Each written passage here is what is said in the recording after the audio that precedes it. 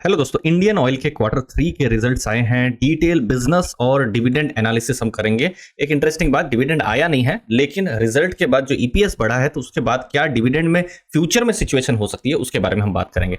सबसे पहले क्वार्टरली कैसा रिजल्ट आया है, मतलब अक्टूबर से दिसंबर।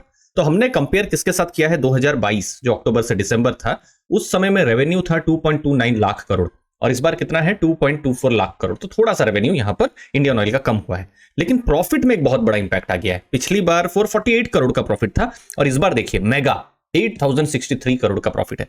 ये डेटा जो है दोस्तों आपको बहुत ही इंटरेस्टिंग भी लग सकता है लेकिन शॉकिंग भी लग सकता है, वो मैं थोड़ी देर में आपको मैं समझाऊंगा। अब हम बात करेंगे कि जो 9 महीने हैं अप्रैल से दिसंबर 2023 और 2023 कैसा परफॉर्मेंस रहा है। तो पहले हम रेवेन्यू वाले पार्ट को देखते हैं। जैसे 7.13 लाख करोड़ कब था 2022 में, और इस बार 2023 में 6.5 लाख करोड़, तो रेवेन्यू भी थोड़ा सा कम हुआ है। प्रॉफिट्स आप चौंक जाएंगे दोस्तों।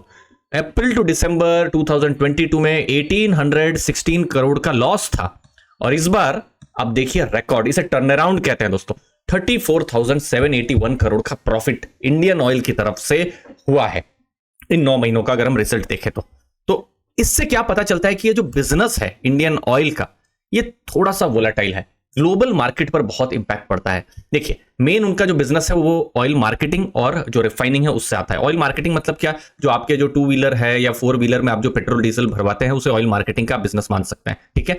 अब जब यूक्रेन रशिया का जब युद्ध हुआ था तो ऑयल के प्राइसेस $100-120 से ऊपर भी चले गए थे। तो उसमें क्या हुआ, रिटेल में जो उन्होंने तेल बेचा था उसमें उन्होंने लॉस किया था। लेकिन पिछले साल आप देखेंगे मैक्सिमम टाइम में ऑयल का प्राइसेस बहुत ही कांस्टेंट ही था, $75 से $90 के बीच में ही था। तो उसमें क्या हुआ, उन्होंने थोड़ा प्रॉफिट करना शुरू किया। तो इसीलिए अगर क्रूड का प्राइस बहुत ज्यादा चला जाता है, लेट्स से अभी फिर से वो $100 के ऊपर चला जाए फॉर एग्जांपल, तो फिर इनके बिजनेस में इंपैक्ट पड़ जाएगा। और जो हम अभी रिकॉर्ड हमने देखा ना थोड़ी देर में, रिकॉर्ड प्रॉफिट, फिर से हमको लॉस देखने को मिल सकता है। तो ये हर क्वार्टर में दोस्तों ये गेम जो है बिल्कुल चेंज होता है। जैसे आपको दिखाता हूं, ये देखिए, ये बिल्कुल लास्ट ईयर का डेटा है। अब ये देखिए लास्ट ईयर सितंबर के महीने में देखिए उन्होंने, ये देखिए 910 करोड़ का लॉस किया था। नेक्स्ट क्वार्टर 890 करोड़ का प्रॉफिट, और जो क्वार्टर 4 था देखिए एक क्वार्टर में 890 करोड़ से प्रॉफिट से वो सीधा 10,841 करोड़ का प्रॉफिट कर दिया था, क्योंकि क्रूड का प्राइस थोड़ा कम हुआ होगा और उससे उनको थोड़ा सा मार्जिन उनको थोड़ा मिला होगा, ठीक है। तो इसीलिए क्रूड का प्राइस थोड़ा ठीक ठाक लेवल पर रहे तो उनके लिए थोड़ा पॉजिटिव। तो अभी जो प्राइस जो है थोड़ा स्टेबलाइज्ड ही लग रहे हैं और वो प्रॉफिट कर रहे हैं। अब इंडियन ऑयल के बिजनेस में, और जैसे मैंने कहा, ऑयल का प्राइस और रिफाइनिंग मार्जिन पर बहुत कुछ डिपेंडेंट है और बहुत सारी चीजें एक्सटर्नल फैक्टर्स में। सोच लीजिए कोई ओपेक में कोई मीटिंग हो गई या फिर कुछ मिडिल ईस्ट में कुछ टेंशन जैसा माहौल हो जाए तो फिर से ऑयल पर कुछ वोलेटिलिटी आ जाती है। तो ये जो बिजनेस है इन सब एक्सटर्नल चीजों पर बहुत ही डिपेंडेंट है, उस पर हम एक्चुअली में बहुत कुछ नहीं कर सकते हैं, ठीक है।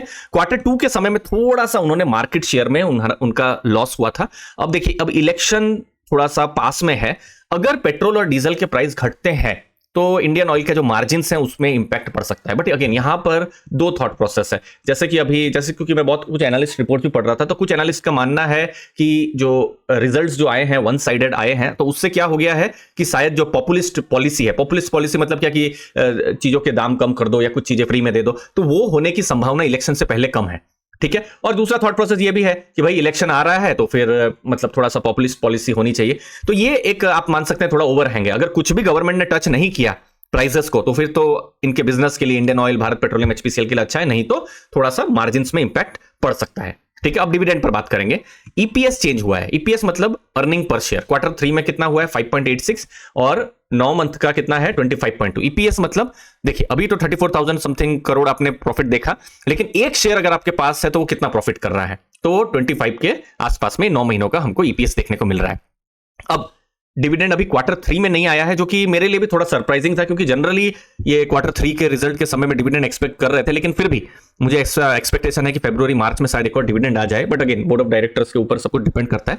नवंबर में एक डिविडेंड आया हुआ है 5 रुपीज का, ठीक है। अच्छा अभी ये 9 महीनों का हमने कितना ईपीएस देखा 25 ले लेते हैं, ठीक है। इतना हमको ईपीएस अभी मिला है, ओके। अब इससे क्या डिविडेंड का एक्सपेक्टेशन रह सकता है, तो देखिए पिछले कुछ सालों में डिविडेंड पे आउट जो है वो 40 से 50% है। इसका मतलब क्या है कि लेट्स से कंपनी 100 रुपया कमाती है तो उसमें से 40 से 50 रुपीज वो एज ए डिविडेंड अपने जो शेयर होल्डर्स है उनके साथ शेयर करती है। ये पहला डेटा। वर्स्ट में वर्स्ट प्रॉफिट अगर वो कर रही है तो जो दीपम की जो गाइडलाइंस हैं उसके हिसाब से पीएसयूज को 30% तो वो पे करना ही है। तो आप ऐसा मान सकते हैं 30 से 50% का भी रेंज आप मान सकते हैं, ओके। अब मैंने यहां पर एक पहला केस लिया है। अभी हमको क्वार्टर 4 का तो ईपीएस पता नहीं है, मतलब जनवरी फरवरी मार्च में वो क्या प्रॉफिट कर रहे हैं या फिर बिल्कुल प्रॉफिट नहीं कर रहे हैं, अभी तो हमको नहीं पता है।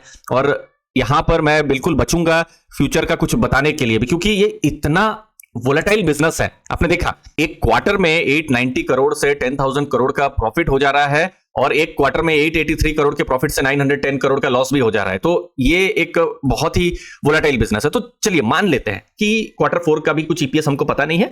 अभी ये 3 क्वार्टर का ईपीएस सोच लीजिए 25 है, तो 25 ही रहने देते हैं। लेट्स अज्यूम कि 25 ही रहा ईयर एंड में, तो 10 से 12.5 के बीच में डिविडेंड रह सकता है। और बोर्ड ऑफ डायरेक्टर्स ने बिल्कुल कहा कि नहीं, सिर्फ 30% ही देंगे, तो मिनिमम में 7.5 रुपया तक का डिविडेंड जा सकता है। अब उसमें से अभी 5 रुपीज का डिविडेंड आ चुका है, दैट मींस एक फेयर हम मान सकते हैं 5 to 7 रुपीज का डिविडेंड और आ सकता है। ठीक है, अगेन ये बोर्ड ऑफ डायरेक्टर्स के ऊपर है। अच्छा, अब एक और चीज मान लेते हैं कि 25 का ईपीएस है, क्वार्टर 4 में भी चलिए थोड़ा बहुत प्रॉफिट किया उन्होंने और 30 का ईपीएस हो गया, मतलब 25 और 5 रुपीज का और ईपीएस, मतलब थोड़ा और प्रॉफिट उन्होंने कर लिया। तो उस हिसाब से देखेंगे तो मिनिमम 9 रुपीज का डिविडेंड हो सकता है, दैट इज 5 रुपीज ऑलरेडी आ चुके हैं, तो 4 रुपीज और मिनिमम हम एक्सपेक्ट कर सकते हैं। नहीं तो 12 to 15 रुपीज का फाइनल डिविडेंड का तो एक्सपेक्टेशन रह सकता है उस केस में। ठीक है, बट अगेन ये सब जो चीजें हैं ये सब हम लोग जो है पास्ट डेटा के हिसाब से बोल रहे हैं। और जैसे मैं बार बार कहता हूं, डिविडेंड जो है फिक्स डिपॉजिट नहीं है, जहां आपको पता है कि 1 लाख इन्वेस्ट करेंगे तो 1 लाख समथिंग आपको मिलेगा। यहाँ पर board of directors, business situation, और ये ऑयल है ही ऐसा जो थोड़ा सा वोलेटाइल बिजनेस, तो उस पर बहुत कुछ डिपेंड करता है। ठीक है, तो ये सब कुछ इंपॉर्टेंट डेटा है हमारे आपके सामने।